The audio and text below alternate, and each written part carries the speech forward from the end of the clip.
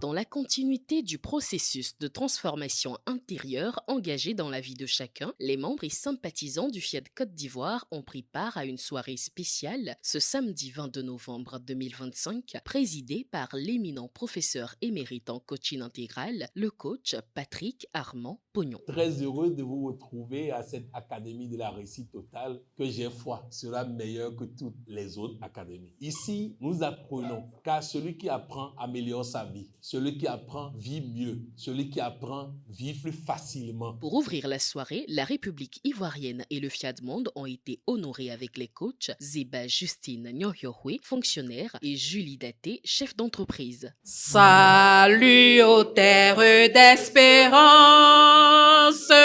pays de l'hospitalité. Je m'engage à être si fort que rien ne peut perturber ma paix intérieure. I commit myself To be so strong that nothing can disturb my inner peace. Par la suite, le coach Roland Perret, cadre de banque, par son mot de bienvenue, a installé confortablement les participants. Nous sommes ici pour grandir ensemble et recevoir des paroles qui vont nourrir nos idées, nourrir notre mental, nous fortifier et nous inspirer. Alors, ouvrons nos cœurs, installons-nous confortablement. Que cette académie marque une avancée irréversible vers la réussite totale et que chacun ici reparte porteur de lumière et bâtisseur de sa propre victoire. La première thématique, intitulée « La puissance d'un oui à soi-même », a été développée par le coach Blandine Okoma, productrice de jus de fruits naturels. Le oui à soi-même crée les rencontres, les idées, les ouvertures. Il améliore nos relations parce qu'on rayonne autrement. On ne subit plus.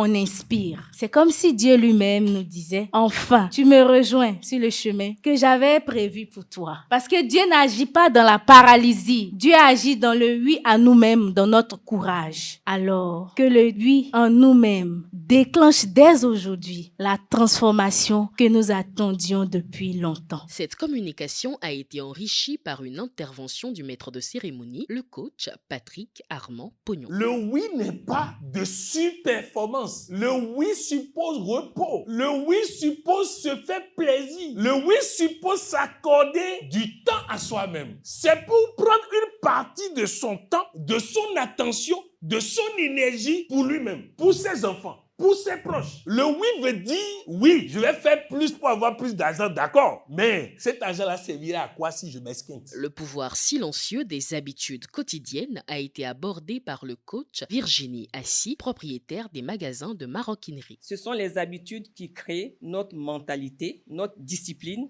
notre crédibilité, notre confiance, notre charisme. Elles transforment le quotidien et silencieusement, le quotidien devient notre destin. Si chaque jour, vous lisez 5 pages, cela ne semble rien. Mais 5 pages par jour, c'est l'équivalent d'une quinzaine de livres par an. De quoi changer une vision du monde, enrichir un vocabulaire, affirmer une pensée. Le vrai secret, ce n'est donc pas l'intensité, c'est la répétition. La troisième exhortation a été délivrée par le coach Edwige Onzoué, entrepreneur, autour de l'estime de soi et le bonheur conjugal. Lorsque tu te respectes, ton amour grandit. Quand l'estime de soi s'installe en toi, tu gagnes en liberté intérieure. Le regard de l'autre ne te fatigue plus. Tu te sens digne, solide et stable. L'estime de soi facilite aussi la communication. Une femme qui s'aime n'a plus besoin de crier ou être entendue. Un homme qui se respecte n'a plus besoin de jouer au grand pour que quelqu'un existe. Les mots deviennent clairs, paisibles, responsables. Les reproches diminuent, les malentendus s'effacent, le respect devient mutuel et le bonheur devient réellement conjugal. La dernière exhortation a été assurée par le coach Béatrice Teki, chef d'une entreprise d'interprétariat, à propos du danger de s'entourer de personnes moyennes. Nous finissons toujours par ressembler à ce que nous côtoyons. Entourez-vous de pessimistes et vos pensées deviendront lourdes. Entourez-vous de personnes sans but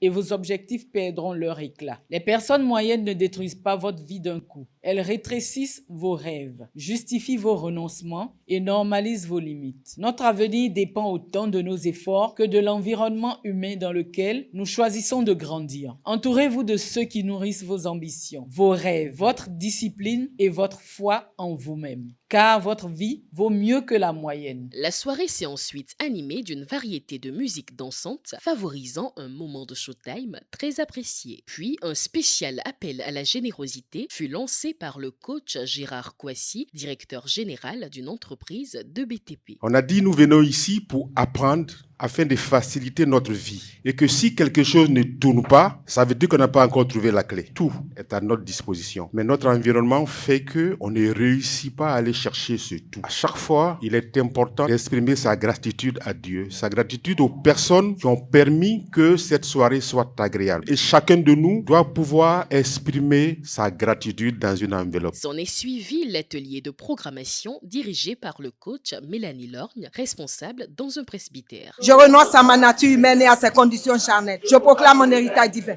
Je proclame mon héritage divin. Ce fut une académie spéciale, car comme une école, le maître de cérémonie, coach Patrick Armand-Pognon, a eu à décrypter chaque exhortation afin d'opérer une transformation positive et radicale dans la vie de chacun des participants. La première exhortation que nous avons eue est très importante. Dire oui à soi-même, c'est choisir ce qui est bon pour moi, avant de penser aux candidats et aux autres. La deuxième exhortation, le pouvoir ou la puissance dans les habitudes quotidiennes. On tarde à la cuisine, à faire le ménage, à mettre de l'ordre, à laver les plats avant de rentrer dans la chambre. Ça détruit les couples. Ton mari, d'habitude, suit la télé. Ce jour-là, il est rentré très tôt dans la chambre. Il t'attend là-bas. Laisse le ménage, va là-bas. Parce que, comme nous avons l'habitude de faire, on ne remarque pas les signes qui exigent que ce jour-là, nous ne fassions pas comme d'habitude. L'estime de soi et le bonheur conjugal. Si tu souffres dans ton foyer, ne cherche pas la faute de l'autre. Et égale si toi-même, quelque chose en toi n'est pas en train de permettre cette souffrance-là. Quand tu te connais, quand tu prends conscience de qui tu es, de combien tu es important pour Dieu, c'est pas l'autre qui va faire ton bonheur. C'est pas l'autre qui va te sourire. C'est pas l'autre qui va te réjouir. Tu dois te réjouir et l'autre court pour venir partager ton bonheur à toi. Nous avons eu la 4e exhortation, fréquentation. Mes chers amis, c'est très important. Qui fréquentes-tu? Parce qu'on fréquente des gens qui s'habillent bien. On a envie de s'habiller bien. Donc, c'est important. Qui fréquentes-tu? Quand on a fait quelqu'un dans une zone où personne ne s'habille, il perd le plus grand sapeur du monde. Au bout de 6 mois, il ne pourra plus s'habiller. Parce que ce qu'on voit, on le reflète. Si vous envoyez quelqu'un dans un vrai séminaire, il étudie là-bas, il sort, il va fonctionner comme des prêtres. Les habitudes quotidiennes font que nous ne sommes plus humains. Nous ne sommes plus naturels. Nous fonctionnons comme des machines conçues pour reproduire ce que l'autre a fait. Place ensuite au dîner spécial de la soirée. Apéritif, whisky pêche et pina colada, tartare de tomates en entrée, ragoût de mouton au navet et curry de poisson au lait de coco, accompagné de riz aromatisé comme plat de résistance et gâteau flan en dessert. Tout ceci est arrosé de bière, de sucreries, de vin, de champagne, de jus naturel et d'eau minérale. J'ai trouvé la soirée très très belle et des messages très très puissants qui ont été véhiculés ce soir et je pense que c'est une très bonne chose. J'ai trouvé les gens sympas,